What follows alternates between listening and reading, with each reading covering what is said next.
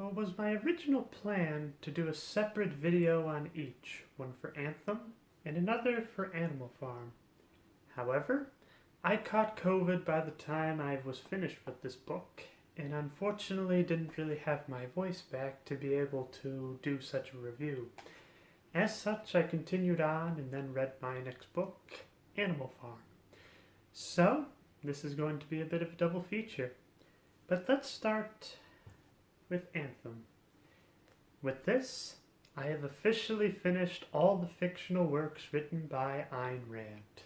So it's rather fascinating in a ways that this was the book that I needed to make in order to inspire The Fountainhead, which would later go on to make Atlas Shrugged. Which is really something considering this one is not that long. In fact, it's only about this big.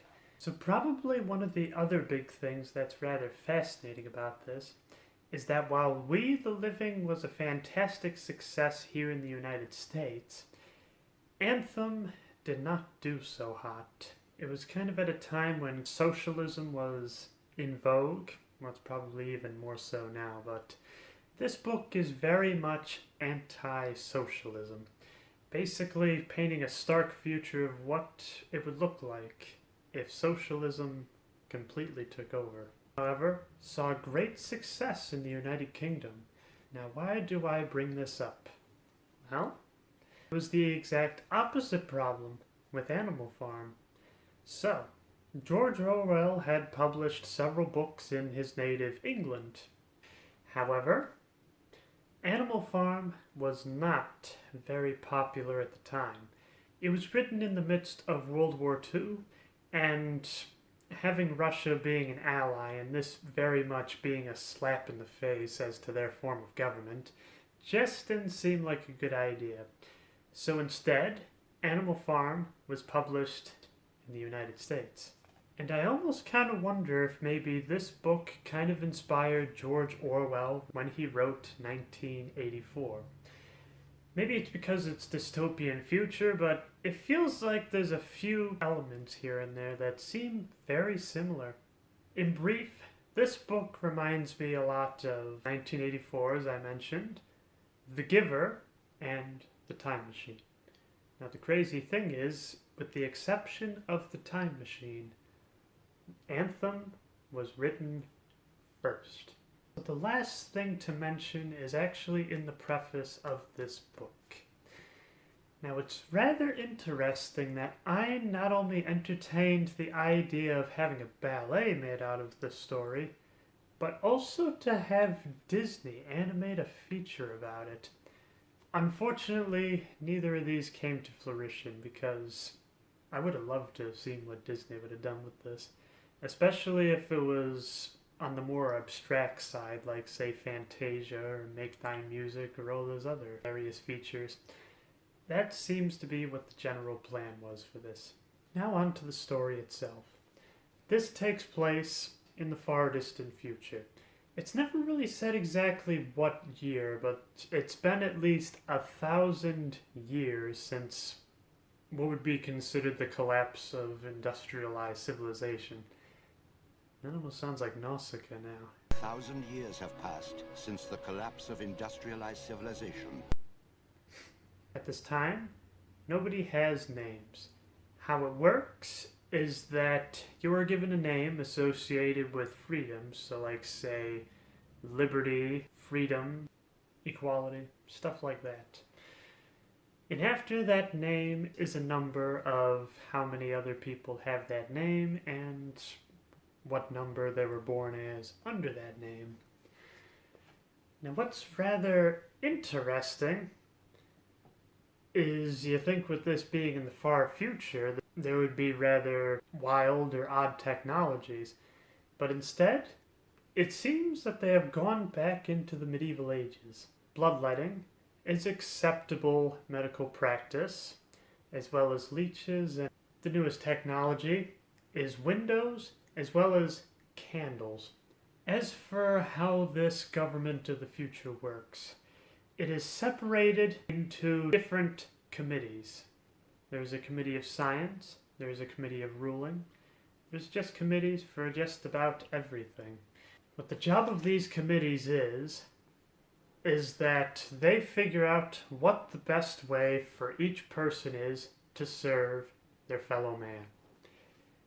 In this dystopian future, the individual is dead. The word I has been completely stricken from the vocabulary, kind of reminiscent of Newspeak from 1984. And other words of selfishness as well have been completely thrown out of the lexicon. The average is what is celebrated. Mediocrity.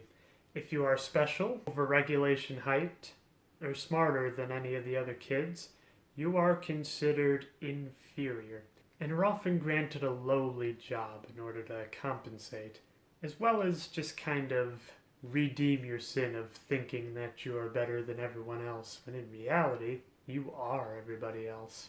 Our main character, their name is Equality 7-2521. I'm just going to refer to them as Equality just to make it easier. He was definitely one of the special ones. And in time when about 5'10" is the average height, being at about 6'2", and having a little better IQ than everybody else, definitely made him the target of ridicule. But probably one of the other biggest unforgivable sins is he would often get into fights. Nothing was more unforgivable than getting into a fight with your fellow man, as you're supposed to love everybody equally, except yourself. The book is written through several journal entries that Equality has made by candlelight. The candle itself was stolen from the house that he came from. Now this is probably a big thing to mention as well. For the most part, there is only communal housing. Each profession has its own housing. All the children have their own housing. All the people that no longer can work have their own housing. And this kind of reminds me a bit of both 1984 and Fahrenheit 451, as there are some old people there that do kind of know about the before times. They talk about crazy things such as lights that did not need flames in order to work, as well as horses that can move all by themselves. Most people never really paid much attention to this. So our character, because he was above average, he is punished by giving the job of street sweeper. Now at first he is rather fond of this job, because he's under this idea that wanting to be slightly better is one of the greatest sins. While on the job, he spots metal grate in the ground. He's rather curious and investigates. And this is where it kind of reminds me a little bit of the Time Machine. So probably at about the same year, more or less, humanity is divided into two species in that book. You got the Gila and the Morlock, if I remember correctly. The Gila live out in the sunlight where they just do whatever they want all day, while the Murloc live down dark passages very closely described as this one that Equality finds in this book. But what he finds instead is an abandoned railroad tunnel.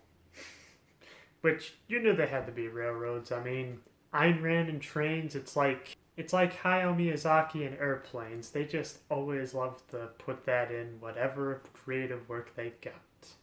This kind of becomes a sanctuary.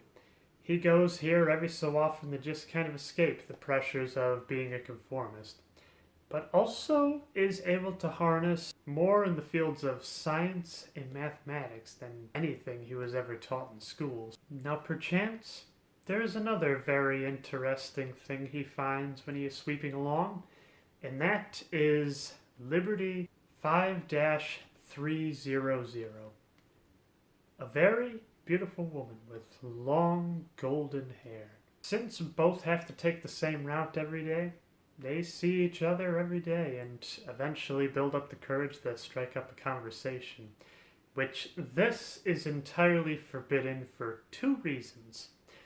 The first one is that they are in different lines of work, and different lines of work are not allowed to mingle with each other. And the second is that she is a woman. Now, out of all the things I've read in this book, this is what I found the most sickening. So, children grow up never knowing who their parents are. How it works is that there's a special place known as the Palace of Mating. Basically, they call you up, they give you a girl, and you just have at it.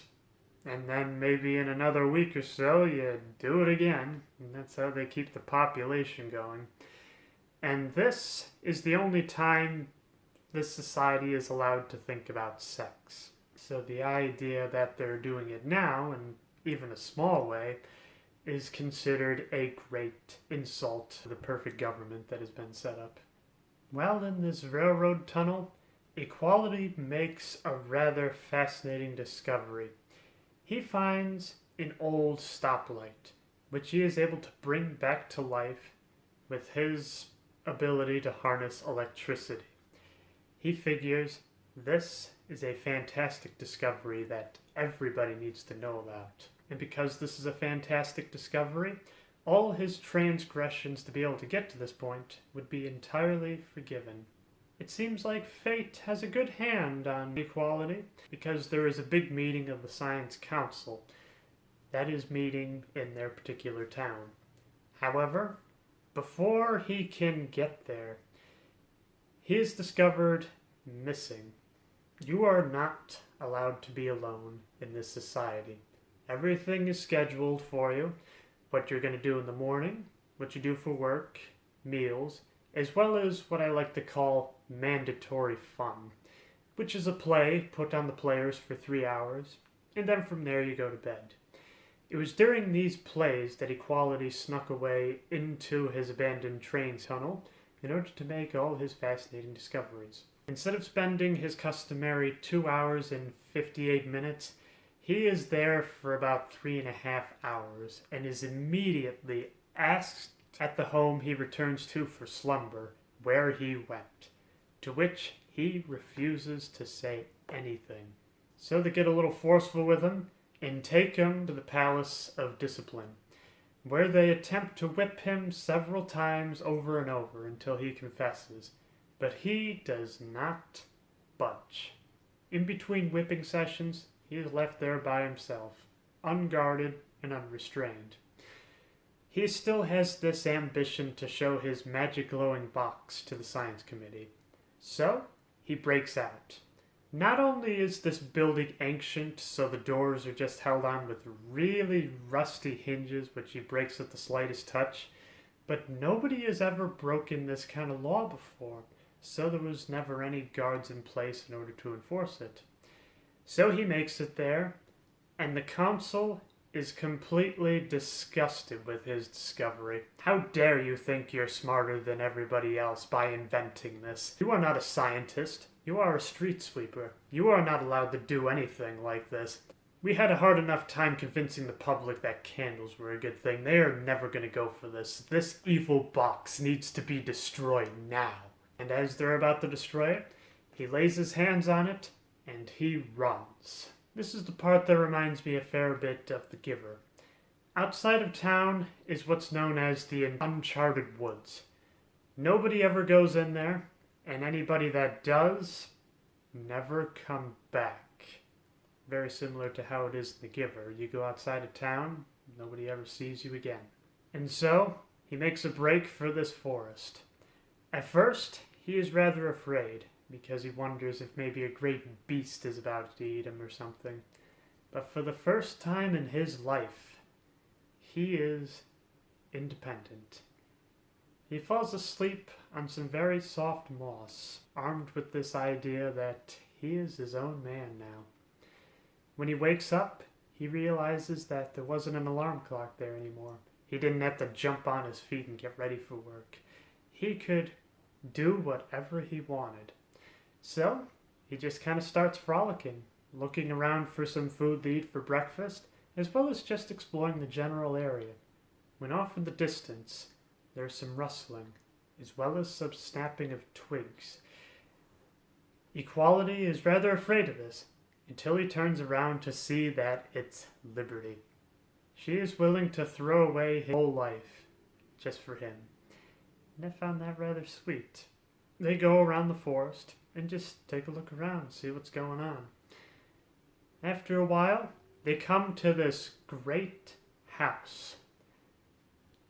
The idea of such a thing completely perplexed them, because there is electric light, there is glass everywhere, and it seems like there's only 2 bedrooms, so only 2 people can sleep in it instead of the customary 35 that would fit in such a building.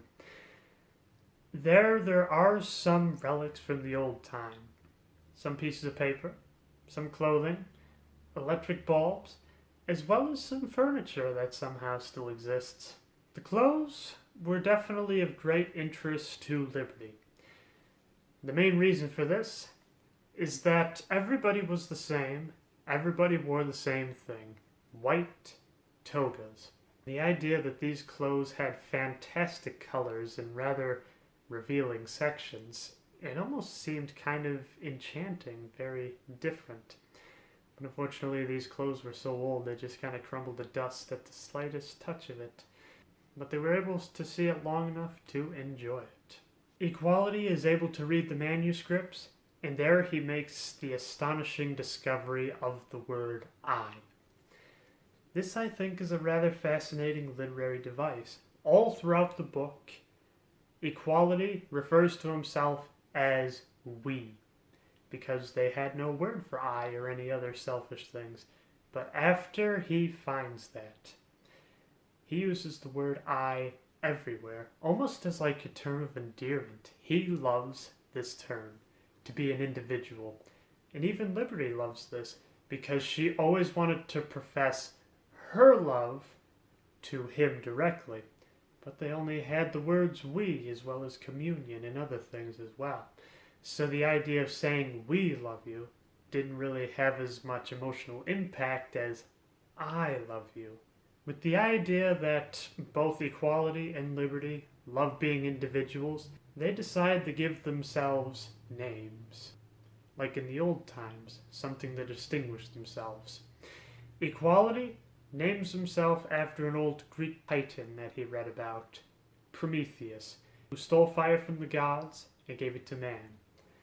That is exactly what he plans to do with the word I. He's going to steal the great fire and give it back to the people that deserve it.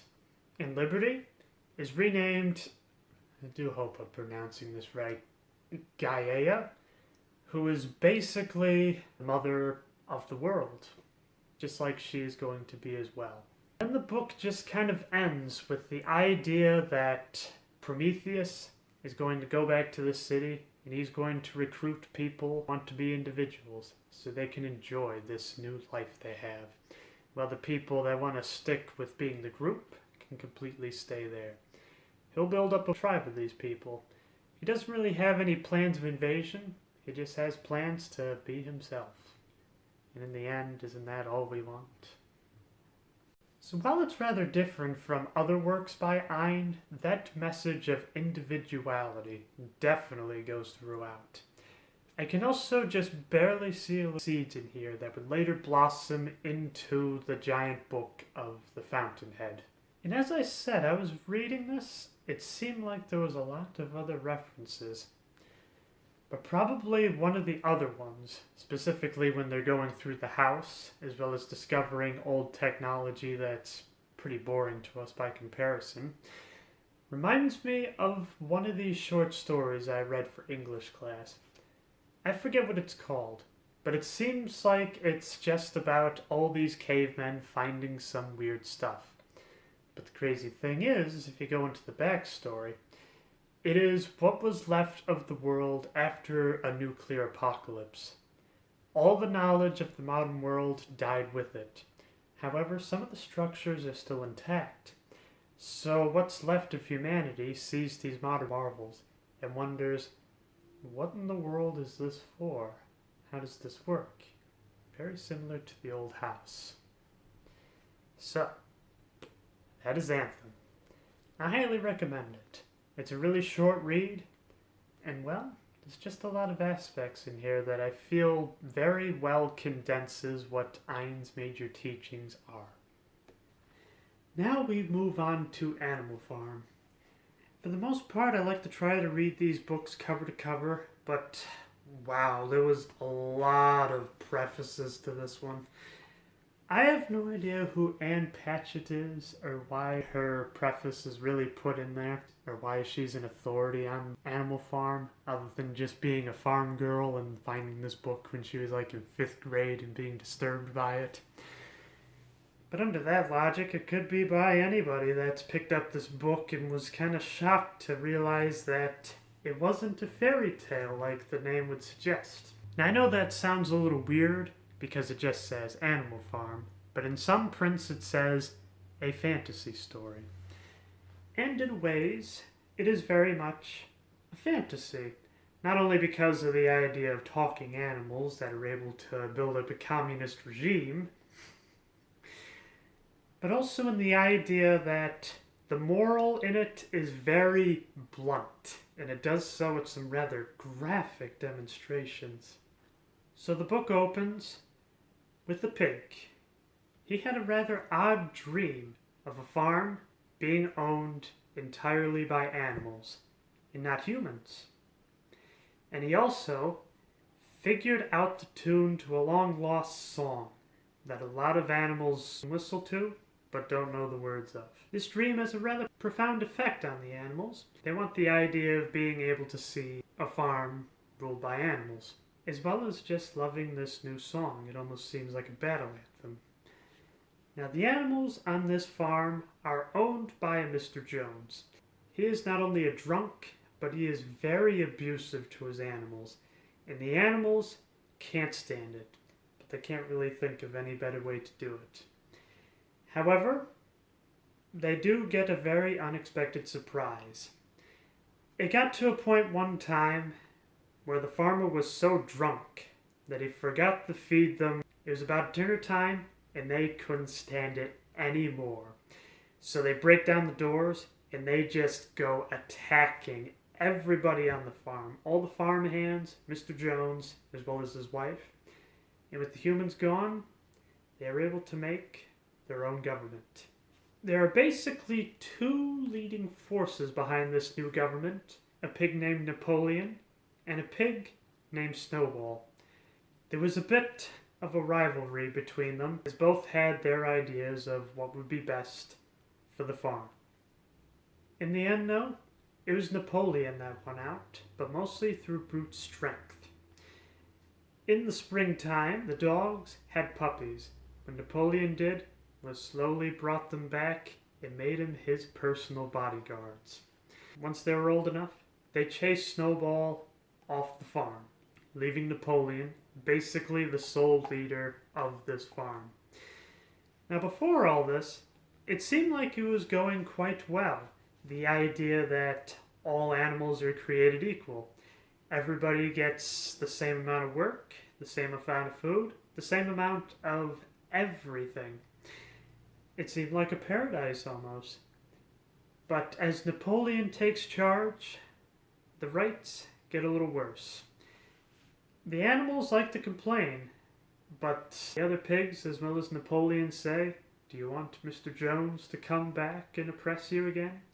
But that memory is so fresh in their minds, they just simply went along with them because they were so afraid of Mr. Jones coming back again. Napoleon goes a little further and further each time. Now, before Snowball left, he had the idea of making a windmill.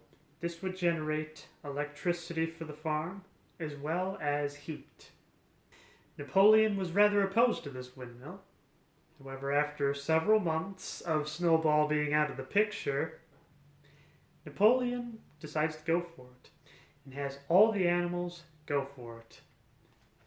One in particular, Boxer, a strong horse, who is dedicated to just working harder every day.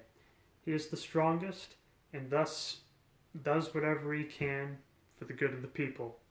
However, there is a horrible storm that blows through, and what progress they make of the windmill is completely destroyed. Now, Napoleon puts the blame right on Snowball. He came back and was jealous of this windmill not being his, and he wanted to shatter the confidence of Animal Farm. Obviously, this is not true, but the animals buy it. It gets to a point where Snowball is blamed for everything. Those that were insubordinate took their messages from Snowball. Snowball came to them in a dream. Secret meetings were given, and Snowball gave the idea to do this, to do that, so many other things. It was all Snowball's fault. And Snowball became public enemy number one. As the rights of the animals diminish, the pigs, and specifically Napoleon, start to become a bit more human each day.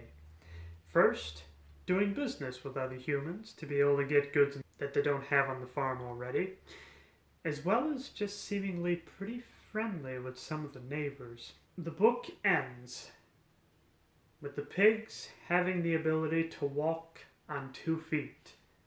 They have a giant banquet with all the other farmers to just kind of see there's no ill will.